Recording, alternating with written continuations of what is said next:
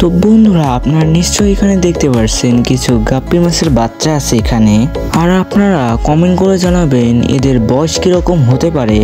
তো আমার কাছে সর্বোচ্চ এই সাইজের গাপ্পি মাছই আছে। তো আমি এইসব গাপ্পি মাছ কয়েকজনকে দিব, আমার বন্ধুকে দেব এবং কিছু বিক্রি করব। আপনারা অনেকে হয়তো বা কমেন্ট করে জানাবেন ভাই মাছ বিক্রি করবেন কিনা। তো ভাই একটা কথা, সেটা হচ্ছে এদের বয়স অতটাও না, আর আমি ওভাবে উৎপাদন করি না। আমার কাছে যতটুকু থাকে আমার আশেপাশে এবং আমার বন্ধুরাই নিয়ে নেয়। বেশিরভাগ ক্ষেত্রে আমি ওদেরকে খুশি করে দিয়ে দিই। তো আমি প্যাকিং করছি কিছু মাছ, তো এগুলো আমি বড় প্যাকেটের মধ্যে করছি কারণ এখানে একটু বেশি আছে। আর আমি কিছু ছোট প্যাকেট নিয়েছি, এটার মধ্যে আমি আরো কিছু প্যাকিং করব।